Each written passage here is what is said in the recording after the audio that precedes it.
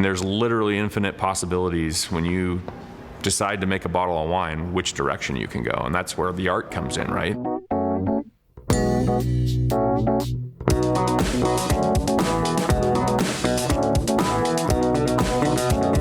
So I'm still here at Dunham Cellars, and I really like the space because it's just so cool and fun and woody and all that stuff. But I'm here with John Blair, and John is partner as well as president of Dunham Cellars. How you doing, John? Doing great today. Good. So I'm here in August, and obviously you're pretty much staring down the throat of harvest, I would imagine. Where are you at this point in your preparation and what you're looking for?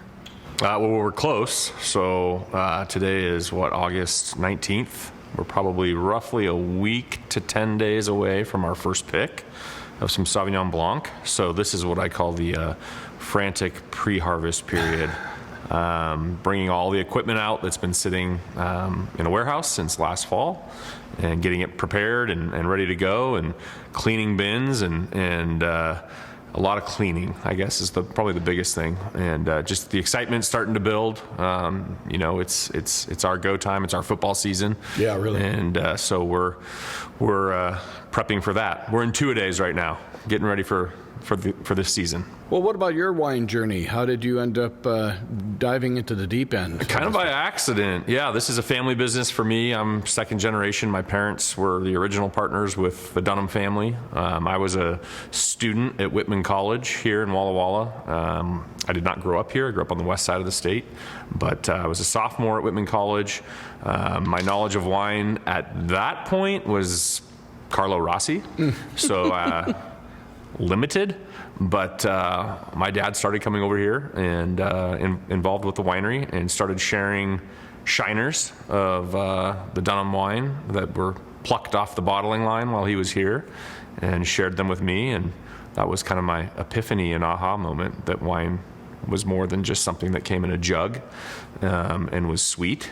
That there was something very special about it and delicious about it, and just fell more and more in love with it over the years, and did not initially come into the wine business right after college. I actually lived in Seattle for 9 years and worked for a trucking company, worked primarily in the hotel business, but in the back office doing accounting work.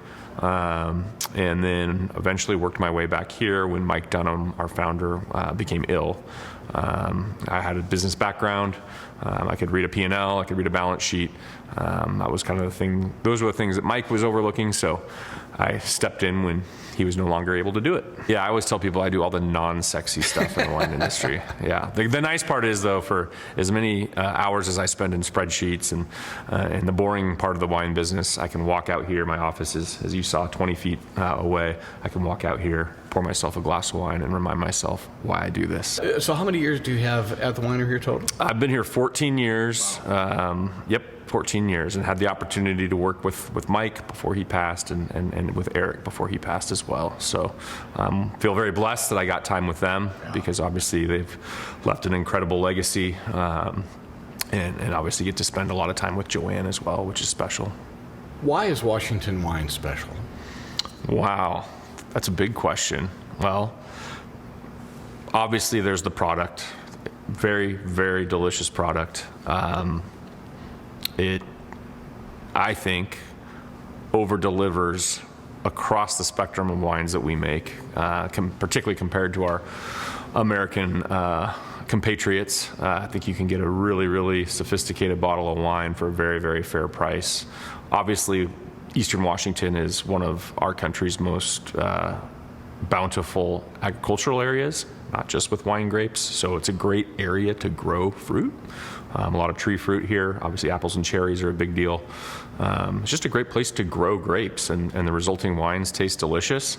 So product, number one. But then I think the other thing that's equally important, or almost as important, is the people. There's a camaraderie here that I don't think exists in a lot of wine regions. we call it co-opetition. A lot of people call it co-opetition here. So we're competing against each other, but we're also all friendly. We're all trying to make sure that we're making better and better wine every year. High tide raises all boats, that kind of thing. And I think there's a lot of people that say that they do that, but I think people who come here authentically feel the positive relationships that we all have with each other. So those are, to me, the kind of the driving things. It's obviously the quality of the wine, but it's the people behind the wine as well. This can go either positive or negative, depending on how you want to take it, Okay. or both even. What Okay. makes you crazy about the wine business? Crazy, okay. So okay. Crazy good, crazy bad. Crazy good, crazy bad. What drives me crazy about the wine business? I think some of the stuffiness in the industry drives me crazy, particularly as we're trying to appeal to people that maybe aren't familiar with wine, a younger cohort that isn't as familiar and doesn't care as much about some of the real technical aspects of wine. That can drive me a little bit crazy. I think wine at its core needs to be fun. It's obviously a delicious beverage, but if we're gatekeeping and holding our arms out like the Heisman Trophy, keeping people away with our stuffiness, then I don't think we're doing ourselves any favors. So some of that side of it, and that doesn't mean that educating ourselves about wine isn't important. I think that's actually one of the most fun parts about wine is the incredible diversity of wine growing regions, of grapes, of winemaking styles. I mean, there's literally infinite possibilities when you decide to make a bottle of wine, which direction you can go. And that's where the art comes in, right? And that's where the style of someone comes in, and that's really cool. But I think that demystifying wine and making it approachable, making it fun, it's fun. It's just it's a beautiful agricultural product. Enjoy it. And so that's what drives me a little bit nuts is some of the stuffiness in our industry. What would be the one thing you would change about the industry? And that could be, front of house, back of house, out in the vineyard, whatever it might be. What would you like to see different? Well, I'm the business guy, so I'm always like more people enjoying wine, more occasions that people enjoy wine in. I think that's my biggest one. I want to see people enjoying wine at the beach, at the pool, yes, at the 5-star steakhouse, of course, like always. But I would wish I could change the way people thought about wine and incorporated it more into other occasions in their life, because wine is such a celebratory product, even in the mundane parts of life. I think it can accompany a lot of different places in your life and bring a lot of enjoyment. Wine has a unique ability to cross the political divide. I think there's a lot of people across the political spectrum that enjoy wine and that understand what it takes to make a bottle of wine. And I think there's a willingness to work with our industry, maybe more so than others, because of people's interest in wine. It's definitely opened doors for me that the people that I've kind of traditionally viewed as maybe more anti-business, when they find out you're in the wine business, they're a little more likely to talk to you than somebody else. Mike Dunham always used to joke when he was a life insurance salesman.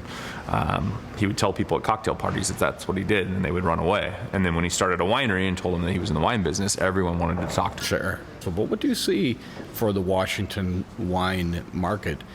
Say in the next 10 years, what does your crystal ball tell you?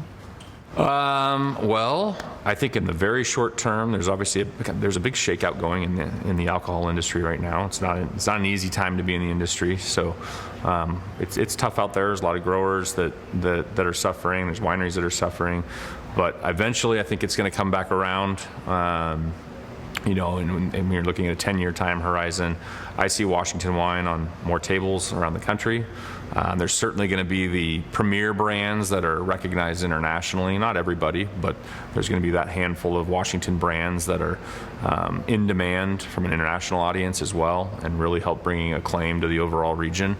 But for wineries like us, yes, we have a claim, but we focus on the U.S. We do export a little bit to Japan, but for us, it's always which parts of the country can we go out to and be on more people's dining room tables and more celebratory occasions, so that they can taste what we're doing here. Because once we put the glass of wine in their hand and they try the wine, we've won.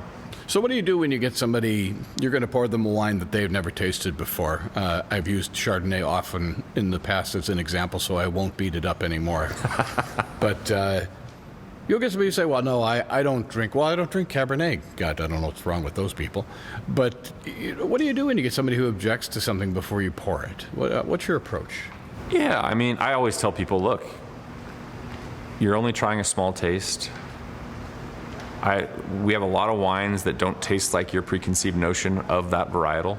Chardonnay is the perfect example. Not to bring it back, but it is. I mean, I think people have very specific concepts of Chardonnay. I think there's people that have misconceptions too about even Cabernet as sort of being this big, overripe, rich, oaky wine, and so typically that's where those preconceived notions come from, is sort of that over-extracted style of wine, whether it's Chardonnay or Cab. And I just tell them, we don't make it in that style. Try it. You'll probably like it, but if you don't, we got a spit cup right here for you. That's what it's all about. And 95% of the time, you win them over. So, John, for people who would like to come visit here, can you just come by and stop on into the hangar here? Do they need to make an appointment? How does that work for you? They can if they would like. They can make a reservation online, or we take walk-ins as well. So we're open 7 days a week, 11 a.m. to 4 p.m. We'd love to see you. And whether you're a reservation type person or a spontaneous, want to just walk in type person, we'll take them all. Excellent. And for our listeners who'd like to learn about you online, what is your website? DunhamCellars.com. So DunhamCellars.com. Excellent. John, thank you very much for your time. I really appreciate it. And this was not as horrifying as you thought it might have been. Not at all. Thanks for having me, Ray.